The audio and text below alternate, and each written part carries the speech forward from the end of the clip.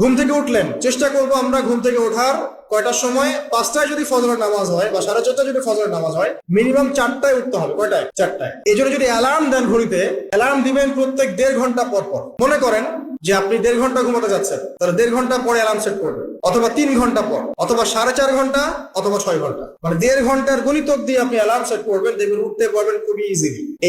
এতে 1.5 ঘন্টায় আপনার ঘুমের সার্কেলটা পূর্ণ হয়। একটা ঘুমের সার্কেল পূর্ণ হতে আমাদের মাথায় তো রেস্টের দরকার আছে, এটা পূর্ণ হতে 1.5 ঘন্টার মতো সময় লেগে যায়। তো এটা একটা ট্রিক বললাম আপনাদেরকে, আপনি করতে পারেন, উপকৃত হবেন ইনশাআল্লাহ। তো ফজরের নামাজের মিনিমাম আধা ঘন্টা আগে আমাদের ওঠার অভ্যাস করতে হবে। এই যে ঘুমটা ভাঙলো, ভাঙার সাথে সাথে কি করব?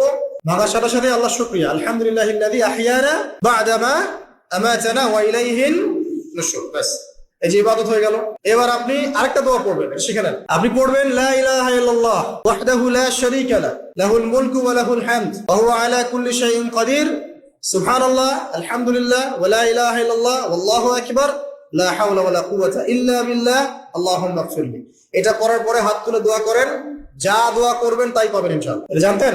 জানতেন না? তো এই দোয়াটা হচ্ছে দোয়া কবুলের অস্ত্র। ঘুম থেকে ওঠার পর যদি এই দোয়াটা করে দোয়া করেন, ইনশাআল্লাহ দোয়া কবুল হয়ে যাবে ইনশাআল্লাহ।